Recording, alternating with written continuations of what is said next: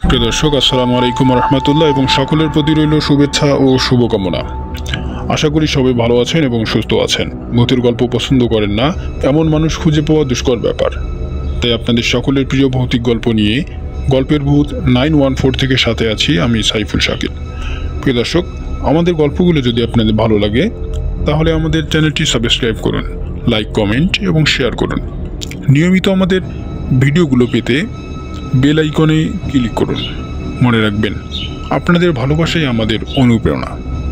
প্রিয় দর্শক, তাহলে কথা না বাড়িয়ে শুনতে থাকুন আপনাদের প্রিয় ভৌতিক গল্প, গল্পের ভূত 914। দর্শক, আজকের গল্প অশরীরী আত্মা। হামিদ মিয়া কথা দিয়েছিল বিয়ের পর লাকি বেগমকে নিয়ে এমন একটা বাসায় উঠবে যেখানে অন্য মানুষের সাথে টয়লেট বা রান্নাঘর ভাগাভাগি করতে না হয়। আলফা ফ্যাশন গার্মেন্টসের ফ্লোর সুপারভাইজার হামিদ প্রেমে পড়েছিল শিক্ষানবিশ লাকি বেগমের। গরিবের ঘরে এমন অনিন্দ সুন্দরী মেয়ে জন্ম নিতে পারে তা লাকিকে না দেখে বিশ্বাস করা কঠিন। লাকির বাবা মা কেউ নেই, চাচার বাসায় থেকে কাজ করে সে। একদিন ধমক দিয়েছিল হামিদ, তারপর এক অপ্রত্যাশিত চোখ ভাসানো ভেউ ভেউ কান্না। সেদিনেই হামিদ সিদ্ধান্ত নেয় এই মেয়েকে জীবনে আর কখনো কষ্ট দেবে না। তারপর মেয়েটিকে বিয়ে করা। গত পরশু লাকির চাচার বাসায় সংক্ষিপ্ত অনুষ্ঠানের মাধ্যমে জোর বেঁধে গেল হামিদ লাকির। লাকির আত্মীয় স্বজনেরা তাড়াহুড়ো করছিল বলেই আর বলছিল শুভ কাজে দেরি করতে নেই। তো সেই তাড়াহুড়োতেই লাকির বিয়েটা অনেকটা অগ্নিময় হয়ে গেল। বিয়ের দিনক্ষণ যখন পাকা তখন হামিদ ধন্য হয়ে একটা সুবিধাজনক বাড়ি খুঁজে পেত। পরিচিত লোকজনদের অনুরোধ করেছে তেমন সন্ধান পেলে হামিদকে জানাতে। এভাবে সন্ধান পেয়ে গেল আলেখা লজ নামের বাড়িটির।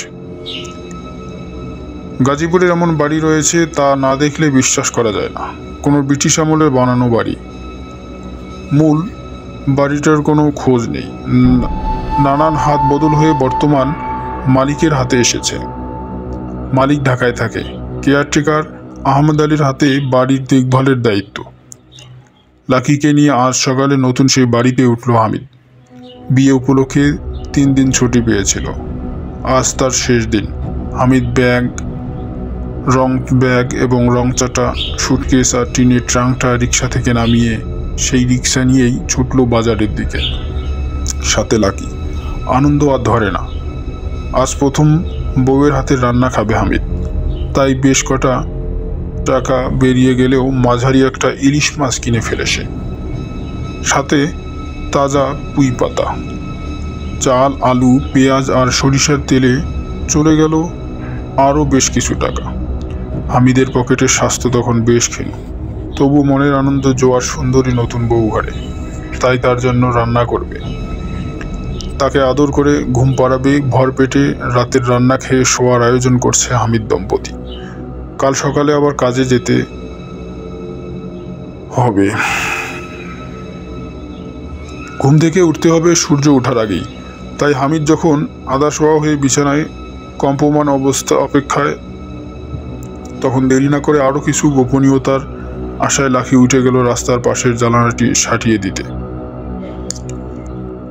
রাস্তাটি এর মধ্যে বেশ নির্জন হয়ে গেছে।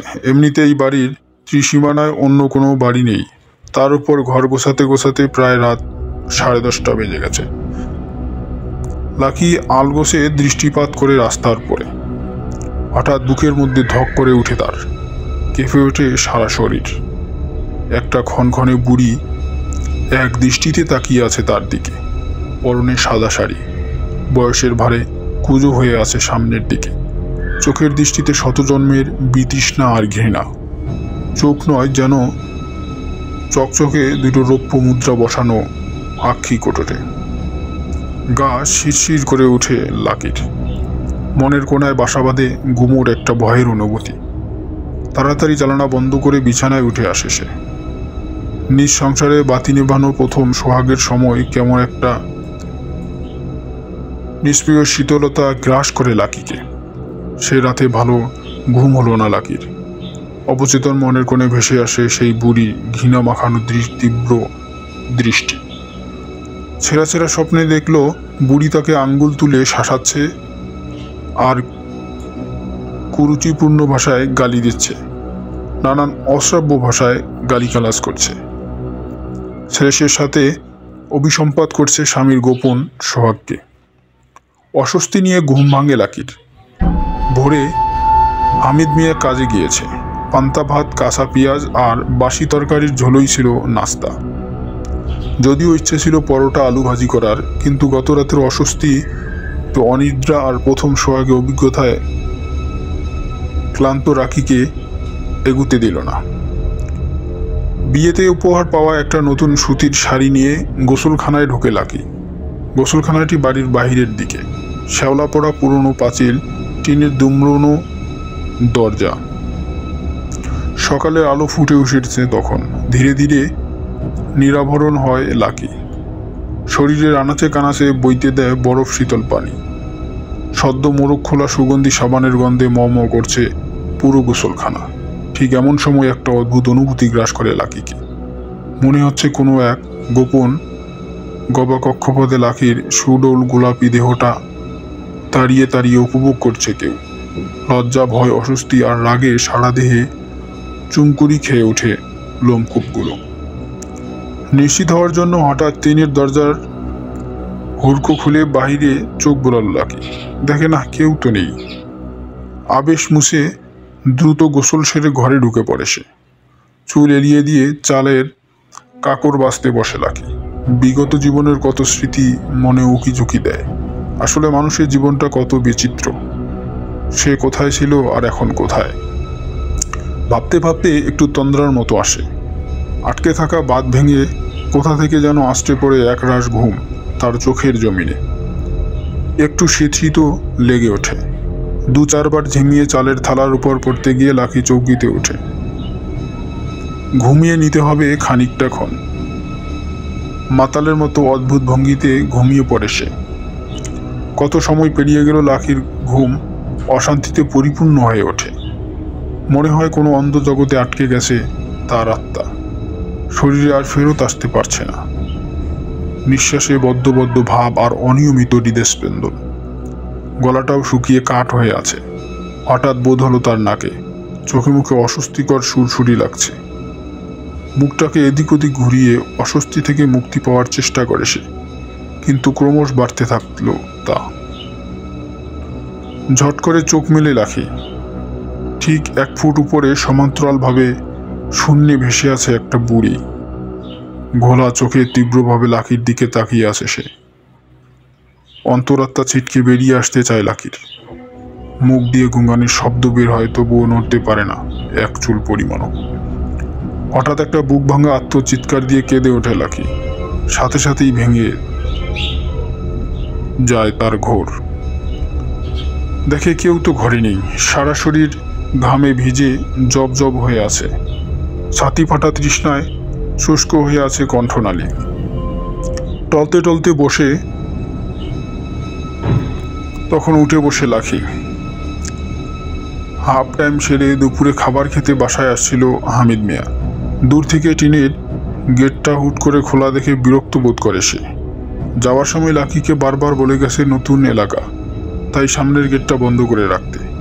এই সময় হঠাৎ দেখে তার ভিতর থেকে সসব্যস্ত হয়ে বের হয়ে আসে এক বুড়ি। মুখে কাপড় চাপা দিয়ে ব্যস্ত পায়ে ঢুকে গেল পাশের গলিতে।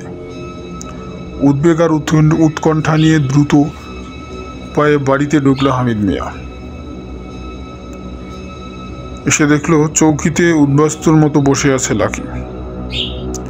মানুষের সারা পেয়ে মেয়াও করে হাড়ি পাতিল উল্টে পাল্টিয়ে একটা কালো বিড়াল।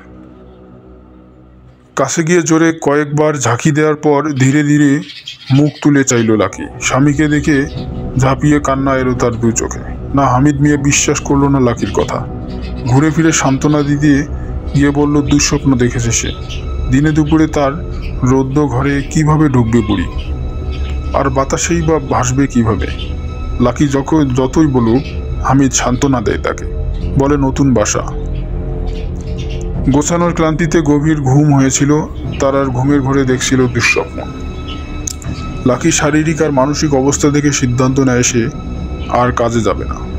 লোডশেডিংয়ে হেরিকেনের টিমটিমে আলোতে রাতের খাবার খেতে বসে হামিদ আর লাকি।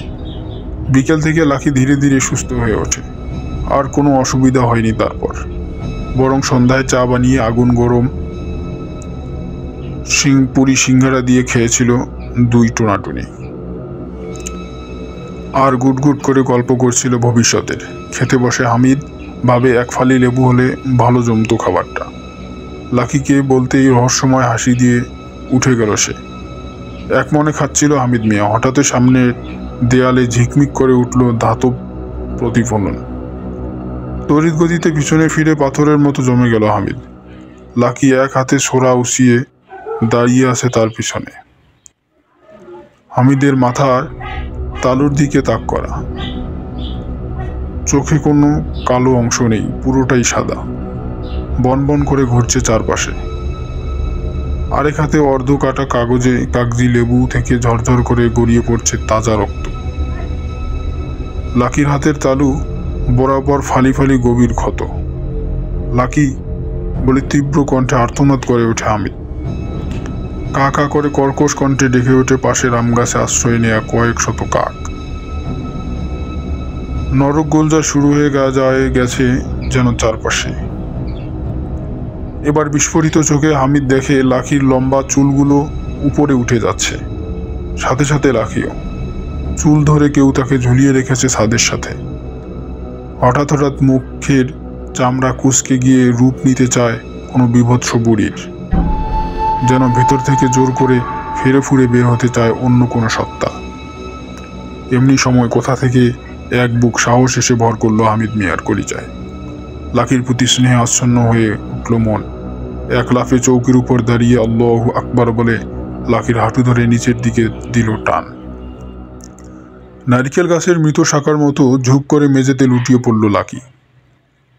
জ্ঞানহীন ফস করে শাড়ির আঁচল ছিঁড়ে লাকির হাতের ক্ষত বাঁধল হামিদ। তারপর তাকে পাঁচখোলা করে তুলে ছুট দিল বাহিরে। আপাতত কোনো হাসপাতালে জরুরি বিভাগে ভর্তি করতে হবে তাকে। মালপত্র যা আছে পড়ে থাক। এই সর্বনাশা অভিশপ্ত বাড়িতে আর এক মুহূর্তও নয়। মানুষের জীবন বাঁচলে তবেই তো মালপত্র। ঊর্ধ্বশ্বাসে হামিদ ছুটতে থাকে সদর রাস্তা ধরে। অন্ধকার ফুরে আধার গলি থেকে বের হয়ে এলো এক বুড়ি। না কুচিয়ে এদিক ওদিক কি যেন শুকলো বাতাসে। রাস্তা থেকে কুড়িয়ে নিল রক্তে ভেজা এক টুকরো শাড়ির আঁচল। কুসকুসে কালো আর সরু জিভ বের করে একটু চেটে নিল সে। মুখের মধ্যে টাস টাস করে শব্দ করল দুই বার।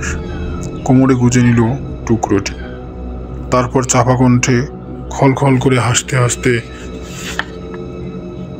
স্বগতি করল, যাবি কোথায়? আবারও অন্ধ গলিতে ঢুকে গেল সেই বুড়িটা। প্রিয় দর্শক, গল্পটি আপনাদের কেমন লেগেছে তা জানাতে ভুলবেন না। গল্প সম্পর্কে আপনাদের অনুভূতি জানিয়ে দিন কমেন্টস বক্সে।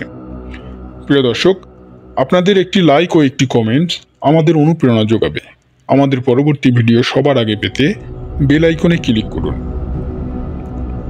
আর উপভোগ করুন গল্পের ভূত 914। ভালো থাকুন, সুস্থ থাকুন এবং আমাদের সাথেই থাকুন। ধন্যবাদ।